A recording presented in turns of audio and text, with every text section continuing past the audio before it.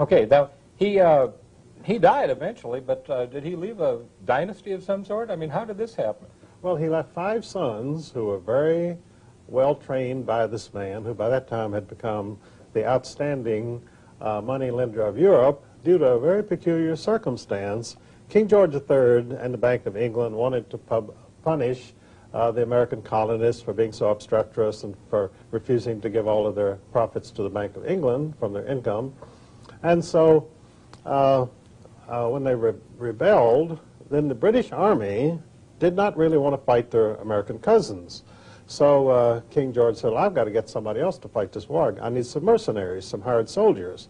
And over in Germany, the Elector of Hesse, a German province, had a very well-trained group of soldiers called the Hessians. And so he said, well, I'll rent these out to you, King George, who was a German himself, by the way, of Hanover. And he said, for $5 million, you can have this nice army. And so George said, all right. And then when the Elector of Hesse got this $5 million, he said, what am I going to do with it? And they said, well, there's a very good investor and financial advisor named Meyer Amschel Rothschild there in Frankfurt. So he let Meyer Amschel lend out this money, which was the biggest chunk of capital in Europe at that time, $5 million. And so Amschel spread it around, and pretty soon he brought back $20 million to the elector, who was very pleased, and kept $5 million for his efforts. So now he was a monetary power himself, and of course the Elector of Hesse let it be known that if you had money to invest, put it in Meyer Amschel's hands. So when Meyer died, he had 5 sons, and so they dispersed themselves over the 5 capitals of Europe. And Nathan went to London, James went to Paris, and so forth. So they now had total control of the monetary resources of Western civilization, the entire continent of Europe. And they had developed some very interesting techniques. One was that the courier went from James in Paris to Nathan Mayer in London, and he wanted $1 million in gold. So he would give him a note saying, I want $1 million in gold, but he would not sign it. So if someone came into a Rothschild office, a courier, and said, I have a request here for $1 million, it's signed James Rothschild, and Nathan knew it was fake because they didn't sign their communications. Little trickery even then, but I think good little trickery. Well, you live and learn, you know. That's right. So we're talking about the New World Order. In the New World Order, we had the war with England, and that was the Revolutionary War. And there was the banking system that was set up, and that was Alexander Hamilton that set it up originally after that. Thomas Jefferson then went ahead and decided this was not good for the American people. And then after that, we had the War of 1812, and then we come to Andrew Jackson, and he fought the bankers again, and then we have the Rothschilds, and their dynasty is building. Tell us about the Rothschilds now, how they enter into the picture as far as, shall we say, the Federal Reserve is concerned. Well, the Rothschilds realized early on you don't make any money by lending somebody $200 to buy a used car. They only dealt with governments and with the kings of Europe, and they only handled government loans because that's where the big money was.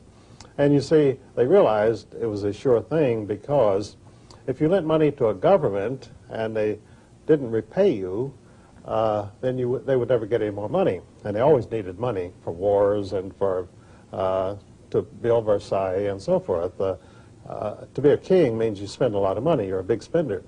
And they could always tax their people enough to repay the Rothschilds their money, so they had nothing to worry about.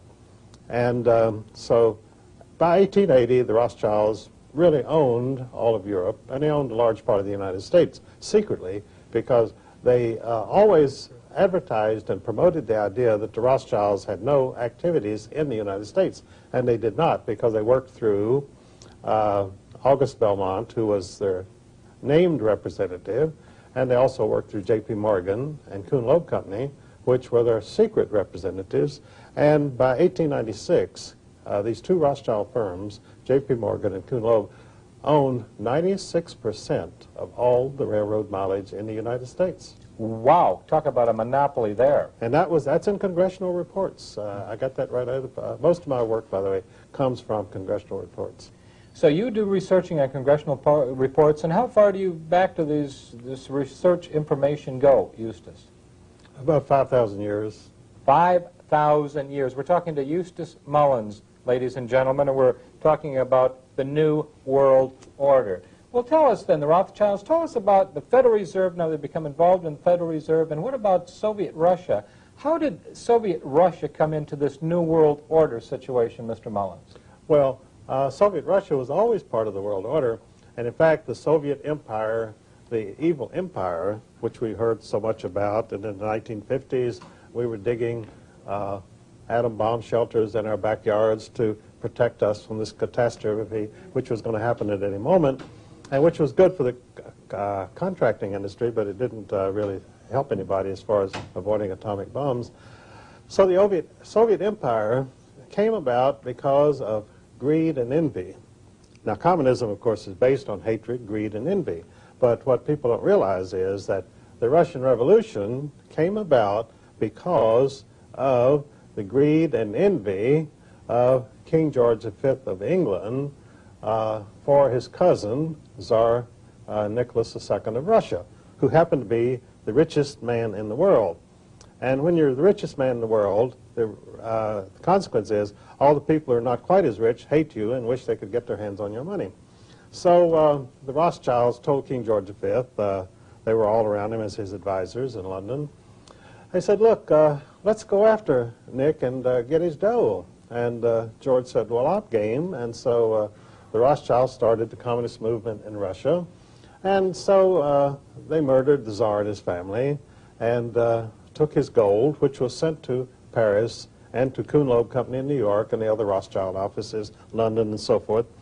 And some of this money, by the way, these Rothschild banks used to buy the original stock of the Federal Reserve System in 1914. That was all bought with the Tsar's money, and so the Romanov heirs, such as are still alive, are the real owners of our Federal Reserve System.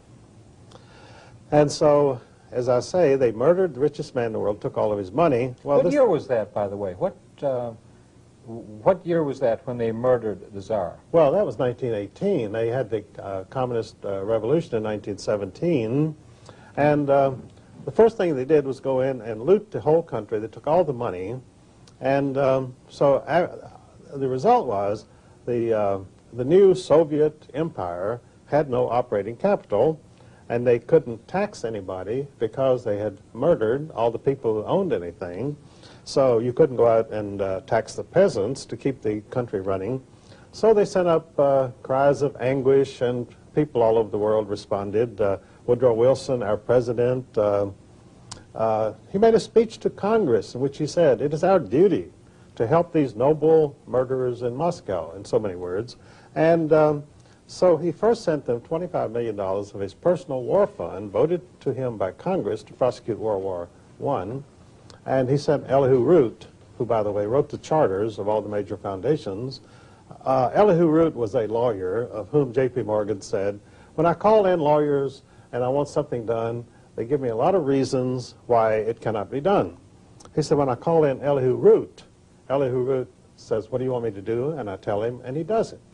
So that's why he became the lawyer for the big bankers in this country. Now, tell me, Eustace, because there's a lot of people that have said that the banking themselves, that the communist revolution was started on Wall Street. Is that a true fact or not, Eustace Mullins?